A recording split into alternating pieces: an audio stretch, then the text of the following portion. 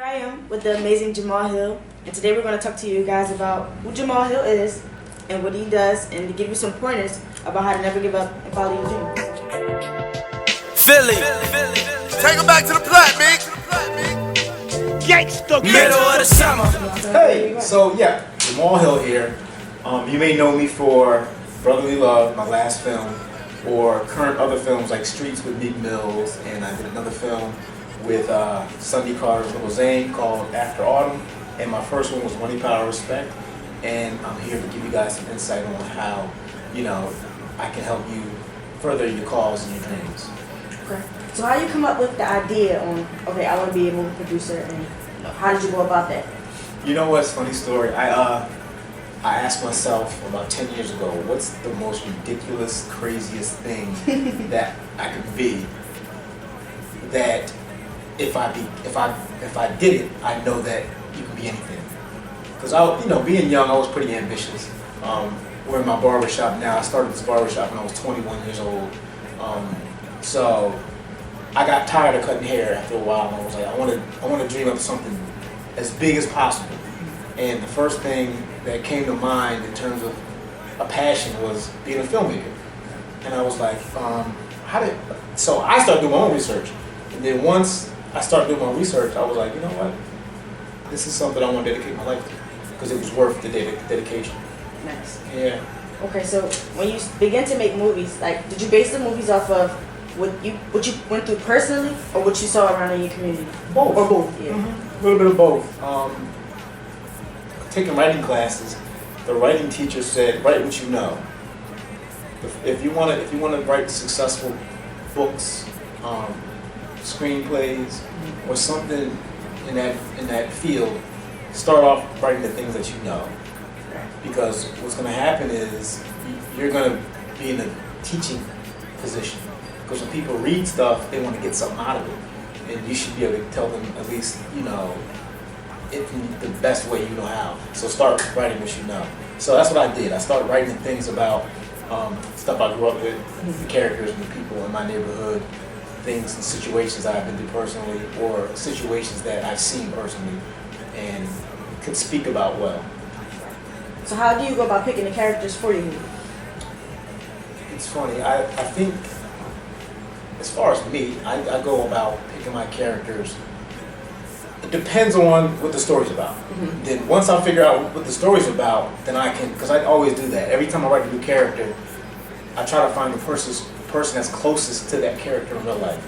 Like for instance, in Brotherly Love, the lead character, Kiki Palmer, played Jackie. Mm-hmm. My sister's name is Jackie, and I kind of based her temperament and her speech patterns on my sister. And that's my process. Okay, nice. Yeah. And at your screening for Brotherly Love, it was an amazing experience for me. And I remember you saying that having a team was very important. And I know for myself and other people, I thought in the beginning doing everything on my own would be the only way to make it. But tell us why having a team is actually very important. Well, I think you should start off by yourself, because especially if you want to be a director, because you have to learn every department first. Because you can't really communicate with your wardrobe person if you've never been through it before. Right. Or you can't communicate properly with your camera department if you've never been there before. Mm-hmm. So starting off, I think the best way is to be a one-man team and just get as much knowledge as possible. Then once you start expanding, that's when you start leaning on different other people. But even in the beginning, as a director, you're not going to be filming yourself. Right. So you're starting with your actors. So you have to be friendly with your actors and understand what they go through. So yeah, it actually does start in the beginning, because even if you're doing everything, you're still not the person acting. Right. And if you are acting, you're acting with somebody else. Mm-hmm. So it's always a team effort, no matter what, in that regard. Mm-hmm. So, but yeah, absolutely, you have to 100% have a team, even if it's one other person. Because what's the saying that there's a famous saying, there's no I in team. Mm-hmm. Yeah, and that's just what I think you find out. As of now, even before, I know it's hard for being a black man to achieve a lot of things in the world, just period. Yeah. So what are some things that you could say like is a wowzer, like wow, I didn't know this was real until you actually went through it, like an obstacle that you had to go through as a black man coming up? Well, I think the unions in Hollywood. When I mean Hollywood, I don't mean just LA. Hollywood, or just the system in itself. Right. It's union based when you get to a certain level, and you see how there's not a lot of black people in the unions. I'm not really sure if that's just because they haven't had the exposure, or because of so-called racism, or whatever the case is. But you tend not to see a lot of us in higher places in Hollywood, starting from union jobs to maybe even studio heads, from here to there. So it's just, since that's the case, how do you get your information? Right. Because if you don't mingle with people of other ethnicities, then you won't get the information. Because people of color tend to, everybody kind of clicks up to a degree. Right. Asian people with themselves, and Caucasian with themselves, and Latinos, and but when somebody like me comes into the game, it's like, well, where's my fellow black people at that I can, sit around? So that's one of the hardest things, is trying to being one of very few. Following your dream, or trying to find yourself in what you want to do. What are some advice that you can give to us to say, like, this is what you should do, or not should do? Just one thing that we should think about when we're choosing to go into what our future career should be like, or trying to find I think ourselves. be true to yourself. Like, do it from the heart. Because a lot of people do a lot of things for a lot of different reasons that have nothing to do with the love of whatever it may be.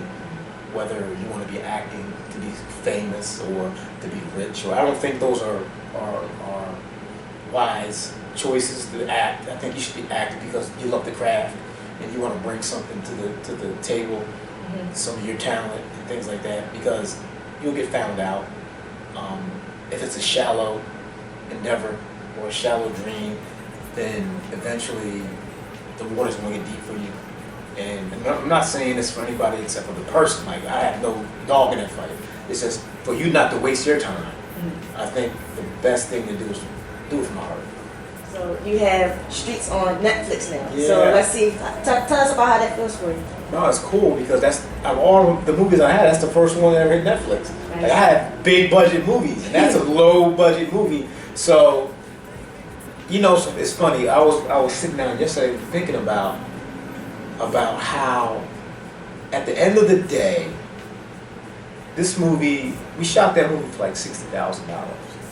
So this little $60,000 movie, when you look at the home screen on Netflix, it's right next to a $400 million movie like Star Wars and things like that. It's like, wow, it doesn't take money to create art, but a great piece of art can make a lot of money. Yeah. You know what I mean? So it's like, it's the X factor. Like, nowadays, it doesn't take anything to really, really hit. Right. Because technology has made the game an even playing field. Absolutely. So that should be encouragement to anybody coming up nowadays, understanding that you don't need a lot to make a lot. Okay. Yeah. Is there anything that you would like to share with us that you have coming for the future? Anything that you're working on now? Yeah, I have a movie coming out. Again, Brotherly Love just came out at the theaters. It was great. It hit. Thank you. It hit Netflix next month, which is February 2016. Followed up by its Blu-ray DVD by Sony, and then following that up, my next movie Deuces will be in theaters this spring. So stay tuned for Deuces with Lorenz Tate, Megan Good, and Lance Brooks. Nice. Yeah. So, we're still young. I try to set like a trend or a hashtag where it's still standing. So can you tell us, like, any situation that let you know, like, this is me, this is why I'm still standing? What is one important thing that you say contributes to your who you are now?